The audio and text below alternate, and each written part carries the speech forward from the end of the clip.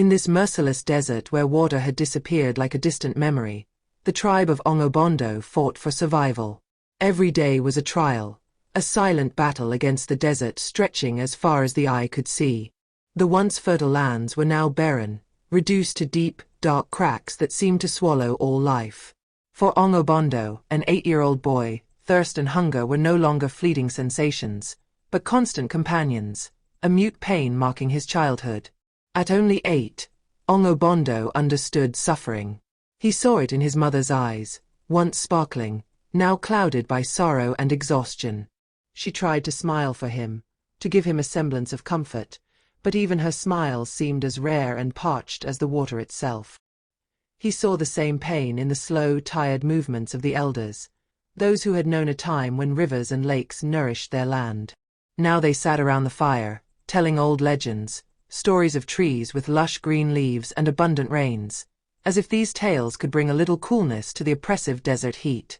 The other children, once his playmates, remained silent, their energy stolen by the relentless heat.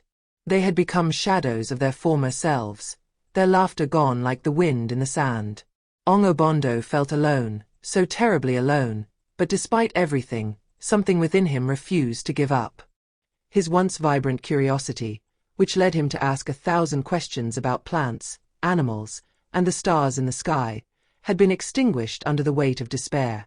But deep inside him, a persistent whisper remained, fragile as a spark that refuses to die out, a whisper telling him not to give up, to seek, to hope still.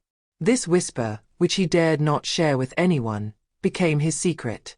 Sometimes, he imagined it was the voice of the earth itself, this devastated and dry land calling to him, speaking of an ancient promise, of life hidden deep within its cracked soil. He didn't know where this certainty came from, but it grew stronger in him every day. He found himself staring at the cracks in the ground as though searching for a sign, a message, something that would tell him that all was not lost. At night, lying in his little hut, he silently gazed at the stars. Through the holes in the straw roof, he saw them shining, distant and mysterious. The elders said that each star was the soul of an ancestor watching over them. So, Ongobondo secretly sent his thoughts to the stars, hoping that an ancestor would hear him and whisper a miracle. One morning, when the sun was fiercer than usual, Ongobondo rose, staggering, consumed by a thirst that burned him from within. His throat, as dry as the cracked earth beneath his feet, made him feel as if a stone had lodged there, weighing heavily every time he tried to swallow. The camp around him was silent, immersed in a state of overwhelming torpor, and he sensed, as he watched the silent shadows of his people, that even the air was exhausted. The faces of the villagers, hollowed by hunger, despair, and dehydration, were marked by a deep emptiness, as if all life had slowly left them. Ongobondo knew his own end was approaching if he didn't find water, yet a force stronger than him bubbled silently in his chest. It was a visceral, inexplicable determination, like a stubborn flame refusing to die out. This force kept him from being swept away by the resignation that was overtaking his people. He refused to give up, even though every step felt like an insurmountable challenge. Taking an old worn gourd and a walking stick, Ongobondo cast one last glance at his mother. She rested under a makeshift shelter, a simple piece of faded cloth stretched between 2 sticks, her eyes closed to escape the suffering and despair. Her skin was marked by days without water, by weakness, but he could tell that even in her dreams, she found no relief. He felt a bitter heat rise in his throat, but he held back his tears, knowing that crying would be a betrayal to those who secretly hoped that he would succeed where all had failed. With a slow step, he left the camp, his feet leaving shallow imprints in the dust. Behind him, the gaze of his people followed him in silence, without a word, as if they had already mourned his life.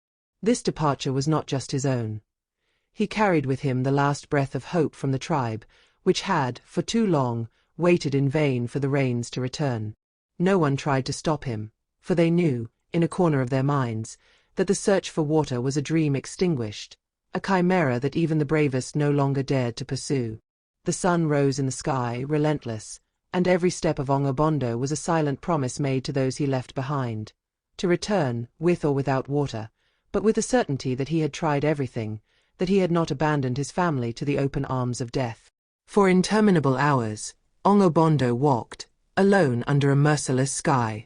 The sun, unyielding, cast its scorching rays on the cracked and dusty ground, turning the landscape into a shimmering sea of mirages where the air itself seemed to waver under the heat.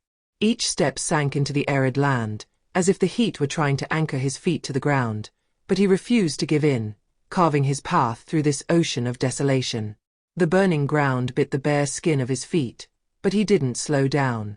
With each moment, the pain increased, like burning needles running up his legs, but he forced his mind to ignore the torment. His lips, dry and cracked, stuck together when he tried to swallow, without a drop of moisture to soothe the consuming thirst that devoured him. His throat was a scorched furnace, and every breath became a strained rasp, as if the air had become too heavy for his lungs. As he moved forward, time stretched cruelly, each minute turning into an eternity. He no longer had a sense of the hours passing, only the weight of each second pressing down on him, each step becoming an immense effort. The landscape, barren and pitiless, seemed to stretch endlessly, a hopeless horizon punctuated only by mirages that danced in the distance, deceiving his tired eyes with visions of rivers and lakes that did not exist. His breathing became erratic, almost a panting whisper. His thoughts floated, fading, reforming in a confused ballet where determination fought against exhaustion. He felt himself slipping, as if the sand beneath his feet was ready to swallow him whole, but he gripped the stick in his hand with the desperate strength of a man teetering on the edge of a precipice. He had to keep moving. A single thought kept him alive. Somewhere at the end of this burning desert, there might still be a source, a hope for him and for his people.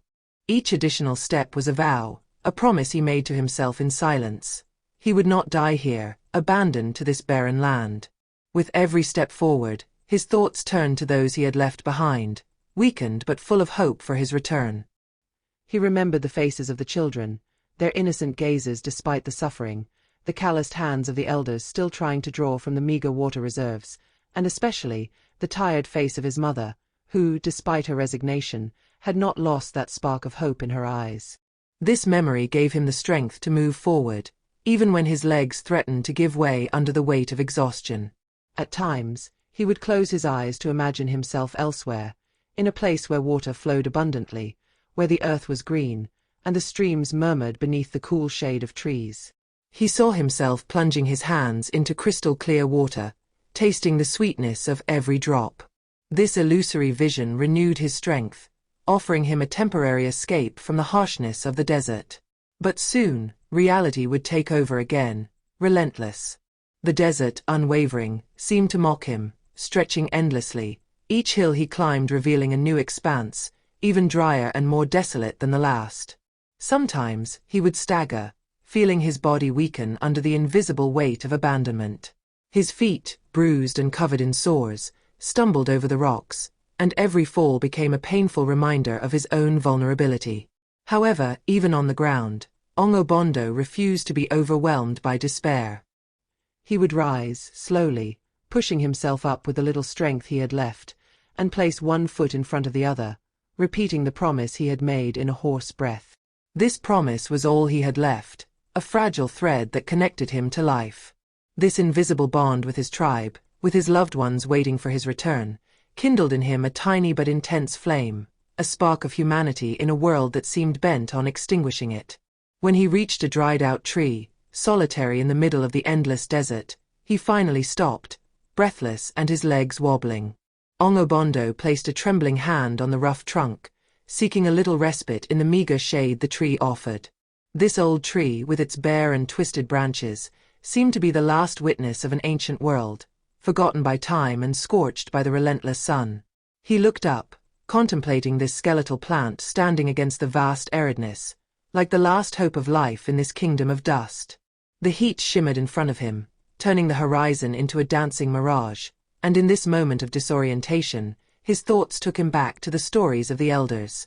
Sitting around the nighttime fire, the village elders would tell tales of a bygone time, when valleys were covered in greenery, and rivers sprang from rocks with an abundance his generation had never known. They spoke of great herds of antelopes and colorful birds that came to drink at the waterholes, of streams so clear you could see every stone, every fish hiding within. Ongobondo, as a child, had listened to these stories as one listens to legends, with curious but distant wonder, never imagining that this age of abundance had truly existed.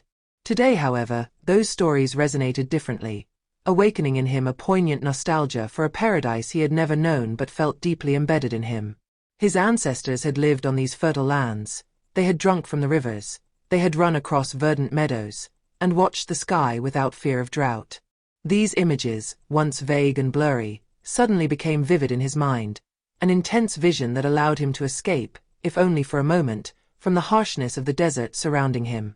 He closed his eyes, letting these images fill his mind, imagining the singing rivers, the leafy trees offering generous shade, the feeling of cool water flowing between his fingers, quenching his burning thirst. He could almost smell the scent of damp herbs and hear the rustling of leaves swayed by the wind. This world from the past, so alive in his childhood memories, seemed to speak to him through the silence of the desert. Perhaps it was a sign, he thought, a promise that life could still be reborn from these barren lands. The dried-out tree, though frail, became a symbol for Ongobondo, a reminder of life's resilience in the face of trials. In this twisted trunk, he saw the strength of his people, the perseverance of past generations who had survived the whims of nature, the droughts, and had found ways to adapt. This solitary tree, like him, struggled to exist, to withstand the flames of the sun.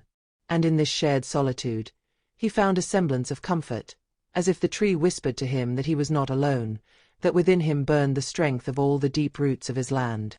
Opening his eyes, Ongobondo inhaled deeply, rising with renewed determination. The desert still stretched before him, vast and intimidating, but he now knew that it was not merely a place of death and desolation. Beneath this sterile appearance, there was life hidden, a promise of renewal.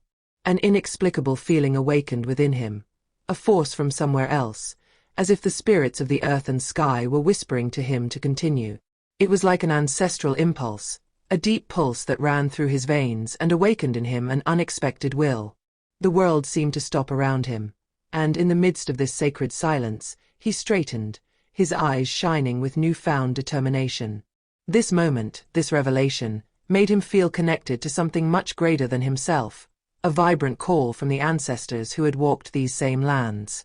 Without thinking any longer, he began to dig frantically into the soil, his breath becoming a litany, rhythmically tied to the effort. Every movement was a silent prayer, each punch of his fist into the hard earth echoed as a tribute to those who had struggled before him. The landscape around him, once barren and hostile, began to transform. The cracks in the earth, barely visible, seemed to come alive under the pulse of his effort, as though the earth itself was responding to his desperate call. He had neither a shovel nor a sharp tool, only his trembling, wounded hands, and his hope as fragile as a flickering flame in a cruel wind. The pain in his hands had become a familiar companion, but today it was carried by a fervor that transcended all suffering. He knew that every moment was precious, that every second counted, as if the earth itself demanded this desperate act from him. His determination was fueled by the certainty that water, this vital gift, was not just a material need but a promise for the future. With each strike, he felt the earth resist, impenetrable, dry, and hard, his fingers encountering stones, roots, but he did not stop. He was now in a trance, guided by a force pushing him beyond his limits. The stones, these obstacles that could have discouraged him, became witnesses to his determination. He was fighting against a natural indifference, but deep in his heart, he knew he was not alone. The murmurs of his ancestors encouraged him, their voices resonating in the beats of his heart, telling him he was the guardian of their legacy.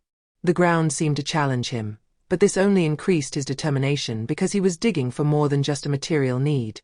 He was digging to honor something more vast and ancient, an invisible force that transcended him. He could almost feel the spirits of his ancestors around him, encouraging him to draw from the courage buried deep within him. Every movement he made, every drop of sweat beading on his brow, was a declaration of his will, a promise to never give up.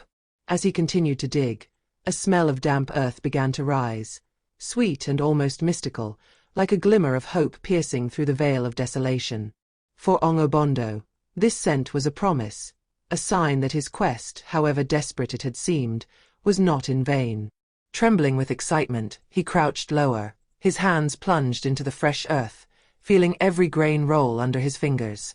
This contact with the earth was an unparalleled feeling, a deep connection with the nurturing soil, as if, in that moment, he was touching the very essence of life. He felt in communion with both the past and the future, the voices of the elders whispering in his mind, infusing him with new strength. As his hands dug deeper, he suddenly heard a dull sound resonating beneath the surface, like a heartbeat hidden in the bowels of the earth. It was a primal, powerful sound that made him vibrate to his soul. He immediately understood that he was touching something precious, something that words could not even describe. It was not simply water he had found there, but a sacred bond with the earth that had nourished and protected him, a promise his ancestors had kept in reserve for a moment of ultimate despair. In one final burst, carried by hope and wonder, Ongobondo dug even deeper, each movement becoming a prayer, a thank you to the spirits who had guided him this far.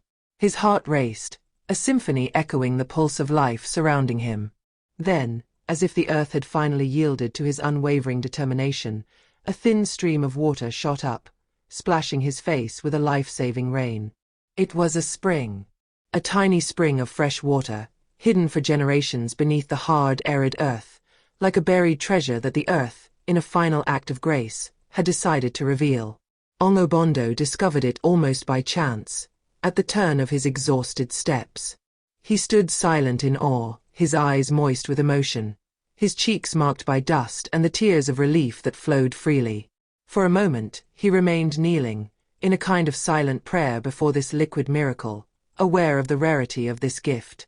A presence seemed to manifest around him, intangible but palpable, as if the spirits of the ancestors were standing there, invisible but benevolent, witnesses to this unique moment. The drops fell gently, and each one seemed to carry with it a memory, a prayer whispered by those who, before him, had hoped so much, suffered so much under this relentless sun. Each drop sparkled under the sun's rays like a precious pearl, and he carefully filled his gourd with infinite caution, his hands trembling with emotion. He approached the vessel with respect, as if it were a sacred ritual, allowing the liquid to pour in with a calculated softness and slowness, making sure not to lose a single drop. The liquid slid into the hollow of the gourd with an almost magical fluidity, each drop falling like a promise, each sound resonating like a melody of hope. When he finally rose, the weight of the gourd in his hands was not only the weight of the water, it was the weight of the history of his people, their struggles, and their resilience. It was the weight of an uncertain but possible future, made tangible by this unexpected miracle.